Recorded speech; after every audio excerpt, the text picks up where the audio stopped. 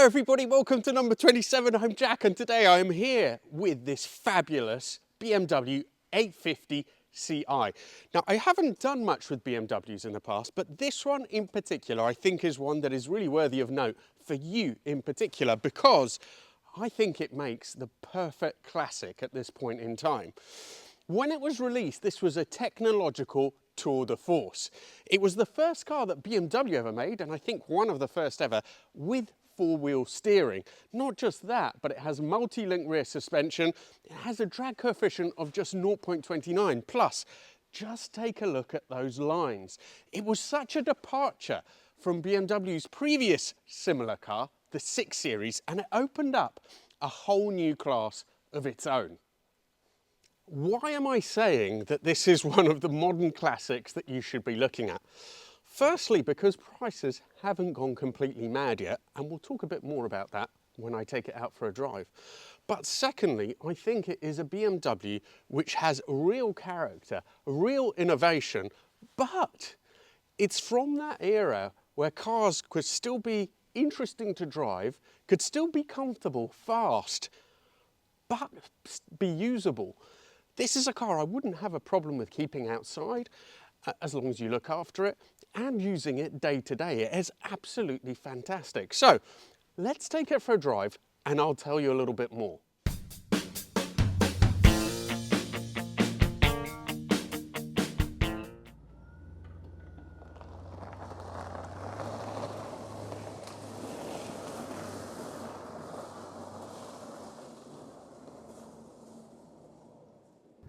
The 8 Series was released in 1989 and I think it was built until 1997. When it was first released at the Frankfurt Motor Show, it was an absolute bolt over massive success. So much so that I think by the first year, production was taken up till 1993, so you couldn't get one until 3 years later. It was a real departure from BMW because, as mentioned, the 6 Series that came before it wasn't quite in this league. It wasn't as luxurious, it wasn't as big, didn't have a V12. And when you get and you sit in this car, it's one of those cars where you instantly feel absolutely at home. You can just see that it's been designed to an inch of its life. The driving position is absolutely nigh on perfect. All the controls are angled towards you. It's supremely comfortable. It feels so well engineered. The ride, when you're literally crawling along, feels a little bit stiffer than you're first expecting. As soon as you get above 10 miles an hour, it feels like a consummate perfect thing. Very like hewn out of rock. The other big surprise, seeing the other BMWs that I've driven, is the steering. The weighing is just fantastic. It's quite a slow rack. Obviously you wouldn't want anything too hyperactive on a car like this, but you feel the weighing is just right and it's quite poised. It does turn into the corner pretty well.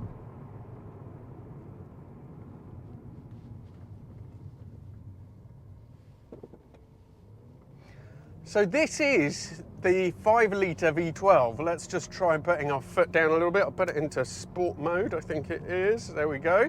And then foot down.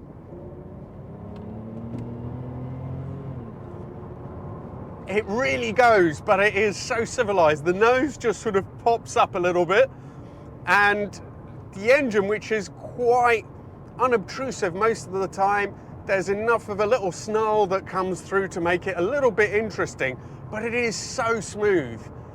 These V12s, they're so expensive to run generally, not just the BMWs, but generally speaking, but there is a level of refinement that is quite hard to match. And even electric cars, which in terms of primary balance, all that kind of stuff, they are absolutely the epitome of smoothness, but a V12 is just something else. The way it develops the power, the characteristics, the smoothness, it's very, very hard to beat.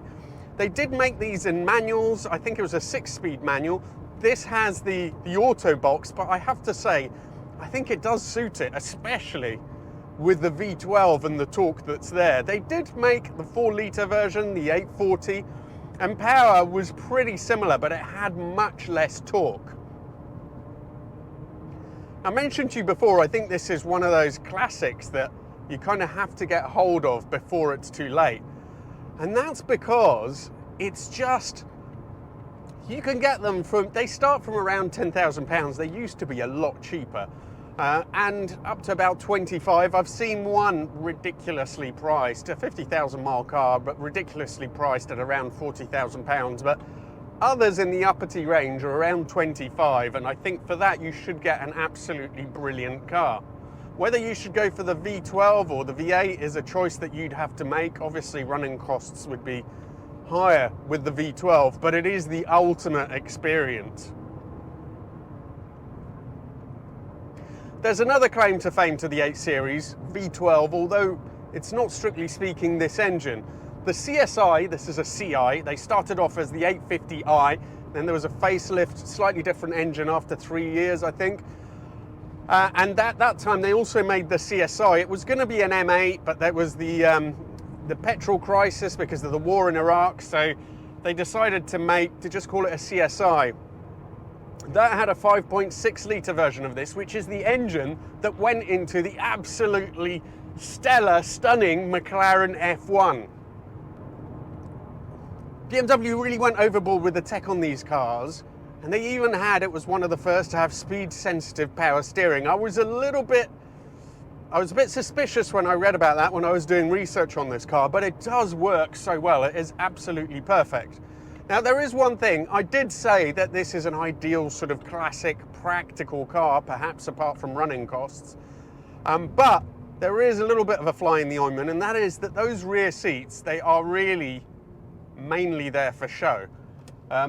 This was based on the chassis of the E32, the big executive 7 Series saloon, but there is absolutely no room there whatsoever. So that's something to bear in mind if you have a family. You might fit some really small children if you're willing to bring the seats up, but pretty much pointless. Thing is though, these look so good. And over time, if anything, I think they have just improved. The handling is great. Steering, turning is positive, as I mentioned, at these sorts of speeds, and I'm not going to bother trying to push this because you can feel the weight behind it. But at brisk speeds, it's really well controlled. As I said, turning is positive. And the ride is great. It just feels like it doesn't feel like a car which is as old as it pertains to be. So this has traction control. The earlier cars had a hydraulic four-wheel steer system. This has, I think, a different system which was introduced later on from 93 onwards, where instead of having that hydraulic four-wheel steer, or perhaps in addition to it, the traction control is linked in and it uses the brakes to try and help the car steer, and it seems to work extremely well. One thing is, unless you switch it off, the traction control is quite intrusive. It sort of kicks in very early on, especially on a road like this where you have a little bit of moisture.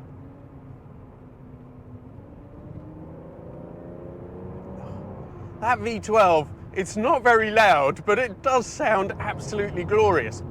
I think one of the surprising things that it is actually fun to drive fast. So, because there's quite a bit of precision in the steering, the body's quite well controlled, even though the ride is so good, you can get it down the road much quicker than you'd normally expect from a big behemoth like this.